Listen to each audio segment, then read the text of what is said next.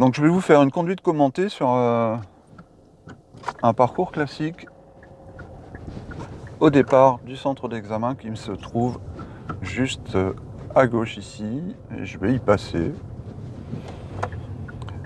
À droite, il est un peu loin, j'ai le temps d'y aller. Je ne coupe pas la fluidité de cette personne. Si cette personne-là ne freine pas pour moi, ce n'est pas un refus de priorité. D'ailleurs, c'est garé derrière. J'ai bien fait d'y aller. On va prendre à gauche ici. Alors j'ai le pied au-dessus du frein en surveillant la maman. La reprise première. Maintenant, les yeux, je lâche le frein car j'ai vu qu'il n'y avait personne. Je récupère ma place. Alors avec ou sans clignotant, c'est quelque chose à élucider. J'en profite pour dire que je ne suis pas infaillible. Il y en a qui le savent très bien d'ailleurs, qui se sont régalés à trouver des fautes. Voilà, moi je pars du principe qu'on peut tous s'améliorer. Et si vous remarquez des choses qui collent pas, dites-le moi, comme ça je serai encore meilleur. Donc j'ai le pied au-dessus du frein, je vais m'arrêter. Freinage de précision pour le stop. Freinage de précision, c'est comme ça qu'il faut le gérer. Ne soyez pas trop curieux à regarder à gauche et à droite avant de vous être arrêté précisément au stop pour deux raisons. D'abord parce que la précision de votre freinage prime absolument. C'est l'occasion pour l'examinateur de voir si vous êtes précis dans votre freinage. Donc ça c'est la première raison. Et puis la deuxième raison, c'est que si vous commencez à regarder trop tôt, à gauche et à droite, et qu'il n'y a personne, vous allez être très tenté de glisser le stop. D'accord ? Donc on s'arrête en deux, les deux mains sur le volant, précisément au stop. Le stop, je précise que c'est pas le panneau, mais c'est bien la bande de stop. Et une fois qu'on est à l'arrêt, pendant qu'on glisse la première pour repartir, on commence à regarder à gauche et à droite. Donc je le ferai la prochaine fois aussi, peut-être sans blabla, et ça sera plus facile à voir.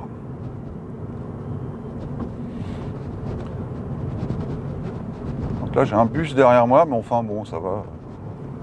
Je roule à 50, donc à lui de voir maintenant s'il veut me coller ou rester un peu loin. En fait, il ne faut pas créer de surprise. Donc moi, je ne crée pas la surprise puisque j'ai une allure stable. Je commence à contrôler à droite, il n'y a personne. Maintenant, c'est rétro. Donc c'est un vrai travail ici de rester à 50 km/h, c'est pas évident. C'est dosage de frein. On va aller toute direction. Pour l'instant, on est vraiment dans le classique. Donc j'appuie un peu plus fort sur le frein, je tombe là 2 et progressivement, je vais arriver à 30. Je suis assez progressif parce que le bus, j'indique ma direction pour aller à droite. Angle mort droit avant d'y aller.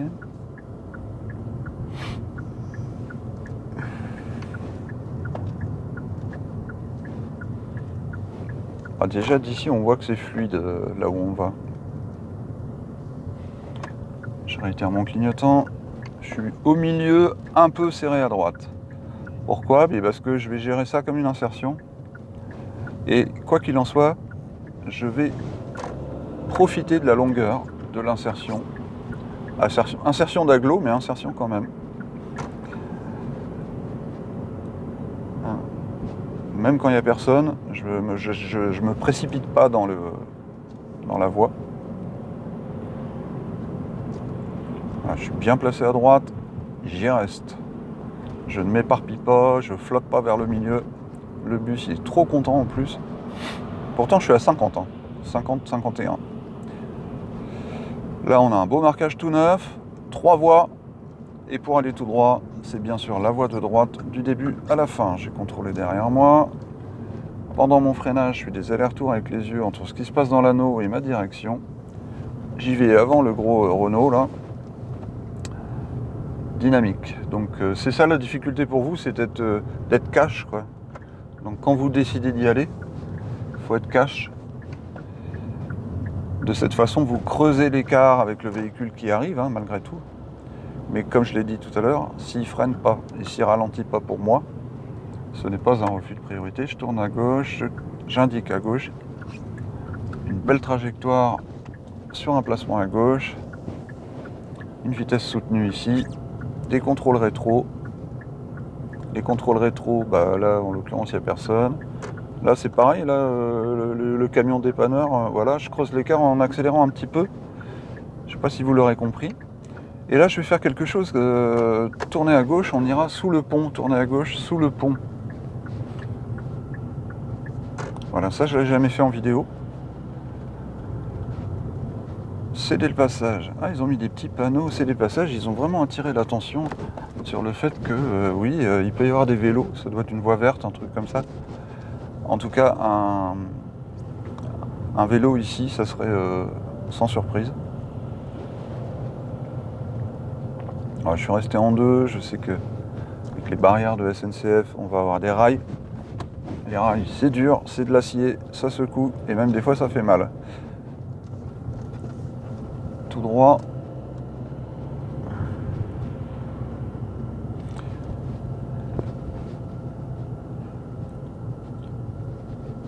Mon allure modérée me sert deux fois, d'abord parce que j'ai pas envie de rouler vite, à cause des rails, à cause des terre-pleins, des trajectoires. Mais en plus, vous aurez remarqué que il y avait du piéton. Étant loin, je me retiens d'accélérer, je les laisse finir tranquillement.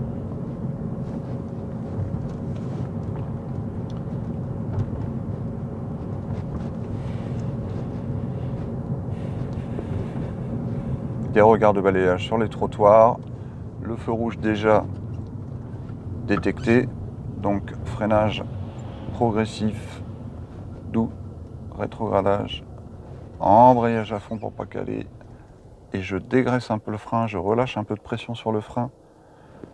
C'est le freinage dégressif pour ceux qui connaissent, afin de ne pas être secoué là.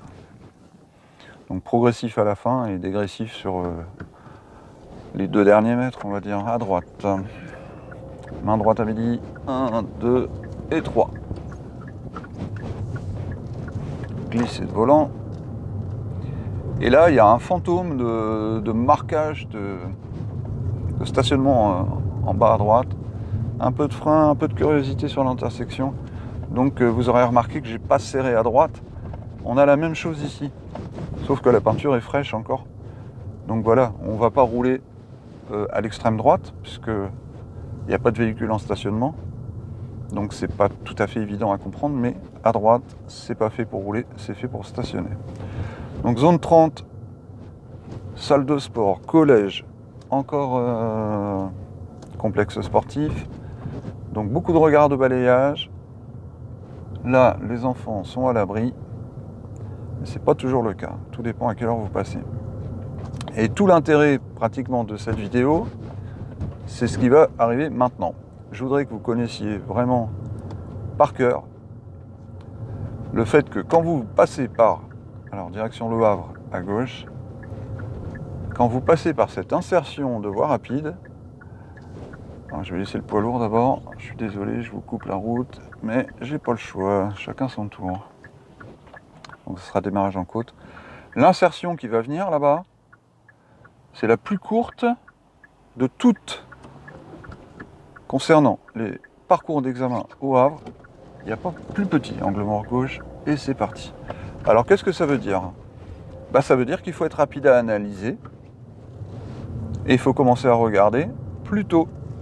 Plus tôt vous regardez, plus tôt vous avez des informations, et je vais prendre une voiture repère. Ah bah là il y a du monde, hein. Oh là. Alors après la grise, la noire, la grise, et après je rentre. Je clignote maintenant. Voilà, j'ai attendu un petit peu avant de clignoter, et tout en douceur le volant. Bon, alors ça a paru peut-être facile, mais ça vient du fait que voilà, j'avais un lièvre en fait. J'avais décidé, après la grise, de passer. On ira à droite ici. Contrôle, serré à droite. Alors ici, ne pas trop ralentir. Hein.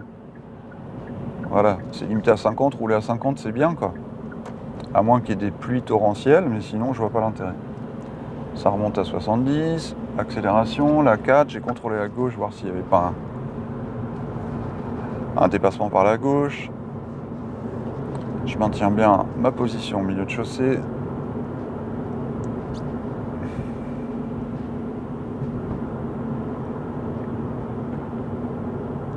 « 50, j'arrête d'accélérer ici. Je tombe la 3 sur le 50. Alors c'est pas une obligation, hein, mais on rythme. En auto-école, on a l'habitude de former les apprentis en rythmant la boîte de vitesse en fonction de la signalisation. Pourquoi ? Tout simplement parce que c'est plus simple. On cherche la simplicité, la facilité pour vous. Comme ça, vous savez toujours où vous en êtes. Et c'est aussi une façon de... à droite. De savoir, sans parler, si l'élève a vu le panneau. Si on est limité à reprise première, allez, je vais patienter un peu. Je me mets un peu à votre niveau, c'est-à-dire pas forcément très à l'aise avec les démarrages dynamiques. Angle mort gauche, tout va bien. Je me place au milieu et je continue à être dynamique. Je passerai pas la 3 avant une bonne poussée en 2. Je sais pas si vous avez entendu le moteur. Hein. Bon, ça monte dans les tours. Et qu'est-ce que je disais ? Je me souviens plus.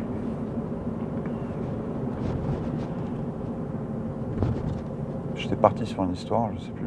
C'est pas grave.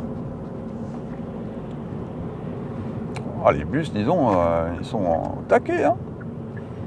Donc là, je vais pas passer la 2 avant de sortir, surtout avec ce bus derrière moi. Voilà, ici, je passe la 2.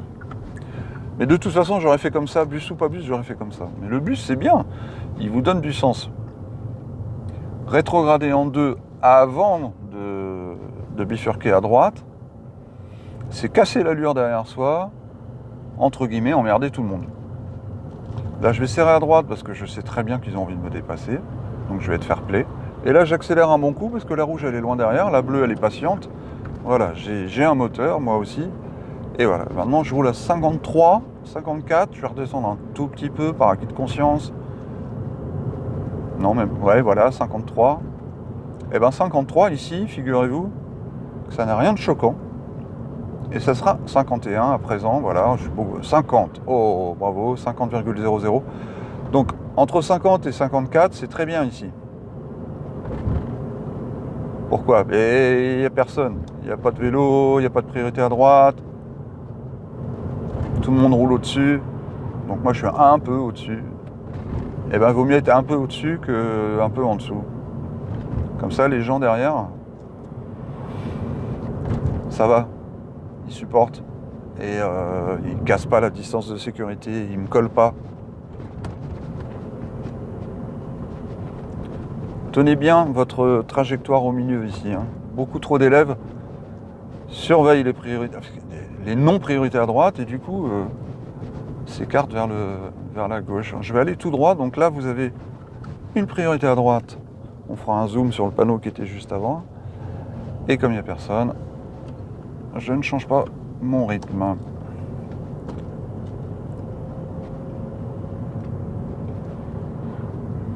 Alors, le feu vert, j'ai pas eu le temps. Il est passé au rouge trop tôt. Je voulais vous faire une... Faudra que j'en fasse une vidéo de ça, c'est très important.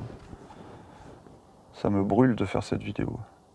Parce que j'ai eu une candidate qui a obtenu son permis, mais qui a été en stress parce qu'elle a freiné sur un feu orange en pensant qu'elle aurait dû dégager. Mais dans le contexte du permis de conduire, elle a eu peur et elle a fait ça pour l'examinateur en fait. Et elle a eu le temps de voir qu'il n'y avait personne derrière, elle a freiné vachement dur et puis elle a dépassé un peu le feu. Elle était entre le feu et le passage piéton. Pas sur ce feu-là, mais c'est toujours la même histoire. Et pendant 48 heures, alors qu'elle avait fait une prestation impeccable, elle n'était pas sûre d'elle. Donc je vais faire un tuto, c'est promis juré, sur comment franchir un feu vert à 50 km/h avec un passage pied au-dessus du frein avant la distance de freinage incompressible. Peut-être une explication déjà dans cette vidéo pour que vous sachiez exactement de quoi je parle.